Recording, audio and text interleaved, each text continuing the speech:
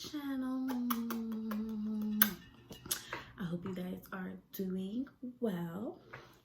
So, as you can see, today's title is How My Husband Proposed to Me. Well, not with this ring, with this one. Yes, I wear both my rings. So story time. Get your popcorn, get you something to drink. I'm in my jammies, and we are going to talk about it. So, where do I begin? I got proposed to on March 3rd, 2017 at around 7:30ish at night. But let's backtrack before we get to the crying and the happy-go-lucky tears of being engaged. So, I was working downtown at a daycare in Philadelphia. My husband was working his job. I'm not going to put all his business out there, but he was working his job. And you know, like every couple, you go through your little rough patches here and there. But in my mind, I'm thinking everything is gravy, everything is good. You know, we had arguments, but you know, we working through them because even though you're in a relationship, you are two individuals. Well, honey, let me tell you, I just happened to be at work one day, and at the job that I was at, you know, not supposed to have our phones, but I had my phone on me. And my boyfriend at the time texted me saying that he wanted to break up with me. It wasn't working out. He didn't feel like I was the right woman for him. Just a whole bunch of stuff via a text message. Can you say I was pissed? Not even just pissed, hurt. Because even if he felt like we weren't working, or I don't know what was going through his mind, but you had the audacity, the nerve to try to break up with me via text message while I'm at work? Bro, you don't understand how livid I was. Mind you, I'm at work. I'm supposed to be watching these kids. I literally bust out in tears. A good friend of mine that was working with us, she's also friends of my husband. That's how I met her. We were working together, and she was like, "What's wrong? Why are you crying?" And she called and texted him and like cussed him out, talking about, "You not right. You doing this while she's at work. I'm supposed to be watching toddlers." I didn't give a rat's ass about these kids right now, because a guy that I've been dating almost 3 years tried to break up with me via text message. Like, what? I cussed him out so bad via text. I said, "This is nothing but some BS. You're a coward. You couldn't even talk to me to my face." Mind you, guys, we had been staying together. We decided to stay with my parents to save up some money so that we can get our own place in Philly. So I'm like, "You're dumb as hell. Where you think you want to go? How you think you're going to break up with me? And we live together." Chop. He wasn't answering my calls. He wasn't answering my texts. Like, he just like completely cut me off for no reason. And I think that's what made it even worse. Like, you couldn't even give me a valid explanation on why you wanted to break up with me. Like, Can y'all imagine going through that? You leave your significant other in the beginning of the day and y'all cool, and then out of nowhere you get a text. So this was also the messed up part. Mind y'all, like I said, we were living in Jersey, we were commuting to Philly, we rode together. I have to pick you up from work because we live together. So, how did you really think this through? So, me not being evil, whatever, like that, I still go pick him up from work because I'm like, you know what? We're going to talk about this. Like, why did you feel like you had to text me at work to break up with me? Like, what did I do? I know we was having a rough patch before, but I thought we talked about it and we moved forward. So, he gets in the car. I leave work. Mind you, I was crying the rest of work. I couldn't even focus. My homegirl at the time, she was just like, I'm gonna talk to him. He know he wrong for that. So I go pick him up from work. He gets in the car. He says nothing to me. I'm so pissed. My blood is boiling that I don't say anything to him. Like, I don't need to say anything to you. You text me. Like, give me your reasons. Why? So I'm like furious. I'm tearing up. I'm crying. I'm trying to hold back the tears because I don't want him to see how hurt I am. I'm very prideful. So we drive all the way home. I don't say anything to him. Cool. I said, all right, cool. We get to the house. He goes in the room. I go upstairs in the other room. All of a sudden, he wants to be like, babe, come here. I want to talk to you. I'm like, no. Like, you had a whole ride to try to talk to me. Me being the sucker that I am, because I love this man, I finally break down and come talk to him.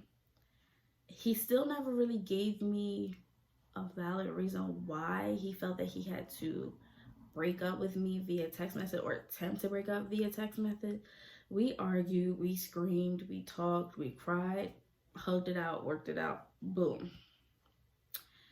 Fast forward maybe 3 weeks later, again, I'm at work.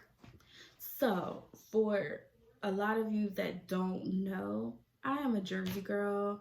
I've had a car since I was 15. I don't do transportation. I met public transportation very well, especially in a city that, I'm so used to just driving in. So my husband, now boyfriend at the time, used to drop me off at work because I worked in Center City and I refused to pay for that parking. Drop me off at work and he would take the car to go do what he do, run errands or whatever, or if he had to go to work. So I learned to catch transportation from downtown where I worked to his job. I got it down like that. Don't, go down the sub, get on there, catch my bus, get to his job, boom. He just be getting off to work, get in the car, we go home. So at work, I knew he had a couple errands to run with his homies or whatever, his boys. And I'm like, all right, cool, be careful, do what you do. I'll see you when I get off work. It's like 10 minutes to 5 when I'm about to get off work. And he tells me, oh, babe, I parked the car at such and such house. I'm sorry? Where'd you park my car? Oh, I parked it at such and such house. Why would you do that? Why are you just now telling me 10 minutes before I'm getting off work? I don't know how to get there. I don't know what train to catch. I don't know what bus to get on. Pissed. I don't like being lost. I don't like not knowing where I'm going. So you didn't give me time to figure out how to get there or even talk to me about it. So I'm blowing his phone up. getting off work. He answers once. I'm like, why would you move my car? Why didn't you just leave it at your job and I would have met you wherever like cussing him out on the phone. And he was like, babe, you catch the same train you do to get to my job and then you get on this bus, da da da da da. Like, I know. Like, I'm from Philly. I'm not. Can't talk to me like that. So I get on the train or whatever, sub, L, whatever y'all want to call it. I get on the train. I get off where he tells me to get off. I'm calling his phone. He's not answering. I said, yo, he's really testing my patience today. Call him again.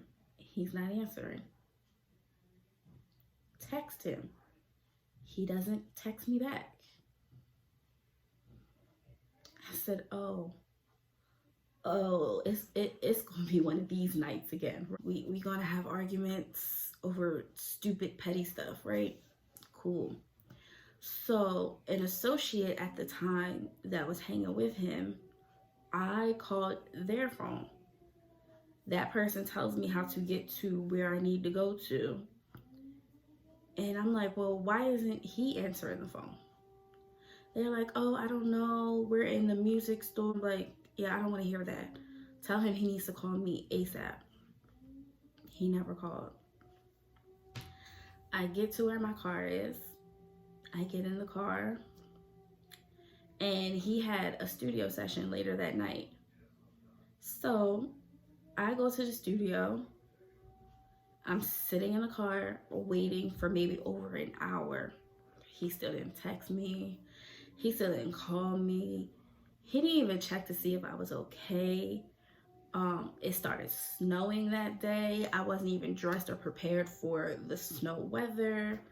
Like, he just didn't care. Finally, maybe like an hour after sitting outside the studio, him and the associate he was with, they pull up in the car.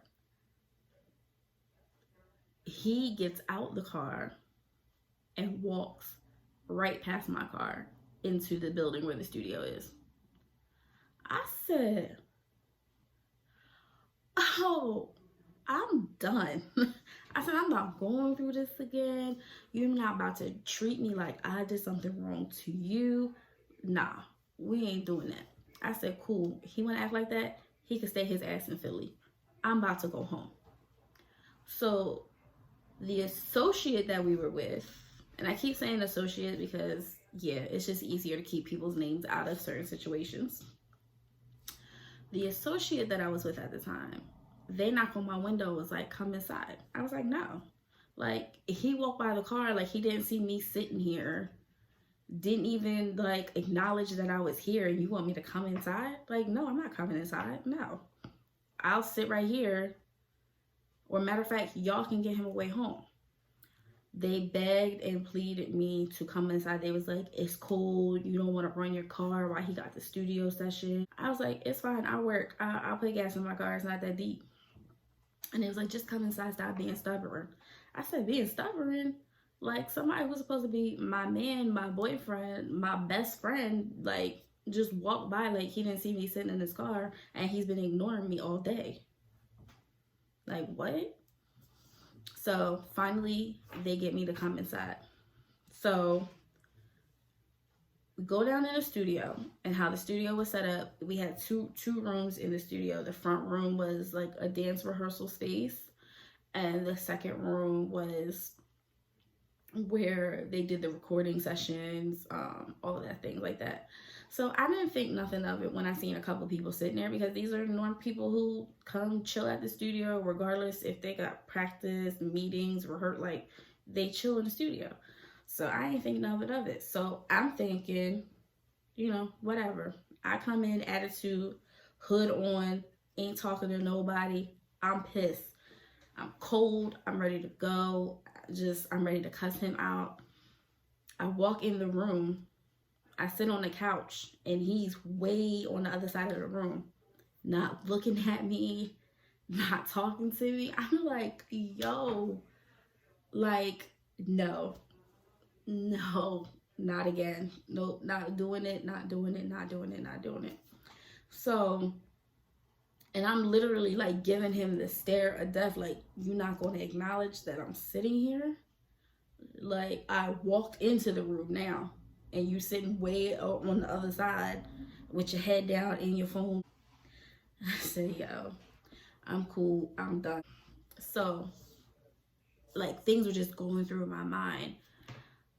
I'm sitting on the couch, I'm in my phone, and the other people that were there with us, they're like, oh, we waiting for a couple more people to show up before we start this rehearsal session or meeting, whatever it was they were having. They was waiting for a couple more people to show up. I was like, all right, cool. So they was like, let's play a game while we wait. I'm like, I don't want to play no game.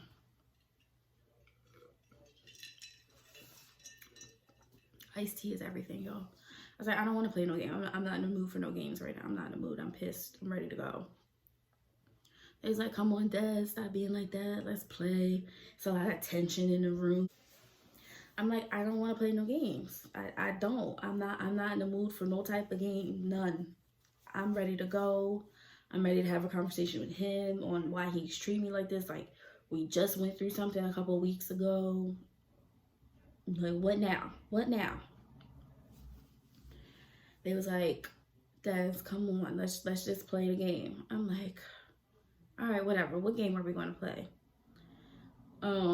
So being around these group of people, it wasn't uncommon for us to play games while we waited for people to get there. We used to play Uno, charades, rhyming words, whatever. Like, so I didn't think anything of it when they was like, come on, let's play a game. So we started playing like word association games. Whatever, we used to play that stuff all the time, especially when we went on road trips. I don't think anything of it. And I'm pissed, so it's like, whatever. So each of them start going around the room saying words, and it was like, oh, bling. Somebody said ring. Somebody said sting. Somebody said da-da-da-da. So then it came to me, and the word was carriage. And I'm like, oh, the only thing that really rhymes with that is marriage. They played some music, Tamia and Eric Benet, Spend My Life With You. My husband finally got up from the other side of the room, came and grabbed my hand and stood up in the middle of the studio, got down on one knee, and poured his heart out, and he proposed to me. When I tell you all of the anger that I had, all of the frustration that I had, all of the ready to cuss him out went out the window, and tears just began to fall from my eyes. I was like, oh my goodness, is this really happening? Is he really proposing to me? It was the sweetest thing he could have did. Yeah, like, I'm thinking back on it now, like, he said some really powerful and moving things. He started to cry. I started to cry. Everybody around us was crying. Of course, I said yes, and this was the ring that he proposed with. So, of course, I said yes. After it was all over, we hugged for about 5 minutes because it was just unreal to me. And I said, you bastard. After all the tears and stuff went away, I was like, why would you do this to me? Make me mad at you? I was so ready to cuss you out. And he was like, I know. He was like, I couldn't talk to you. I couldn't look at you. I was getting nervous. Yeah. After that, we went out to celebrate. Went to a bar with with the friends that was there. It was no meeting. It was no rehearsal. It was nothing. It was just my proposal. And yeah, that's how my honey proposed to me. And I'm actually glad I did this video because we are coming up on our 2-year wedding anniversary, April 14th. Too bad we won't be able to go out and celebrate anywhere because we're under this stupid quarantine. It's not really stupid, it's for our own safety. It just sucks because people are not listening. But yeah, that's how my honey bunny proposed to me. It was, like I said, March 3rd. And a year later, on April 14th, we got married. And this is the wedding set. So coming up this April 14th, we will be together 7 years total. Like I said, that is my best friend. I get on his nerves, he gets on my nerves, but I wouldn't have it any other way. And that is how this happened. So please like, comment, subscribe, share this video, leave some comments down below if you want any more story times or videos like this. Hopefully another story time I can actually have him come on my channel and we can tell a story together. Maybe on how we first met, who asked who out first, things like that. You know, I'm gonna have different things on my channel just besides makeup and hair and all that, just story times, different things. But yeah, that's how that happened, and I love my husband dearly. I love all of you. Until next time. Relax your mind and take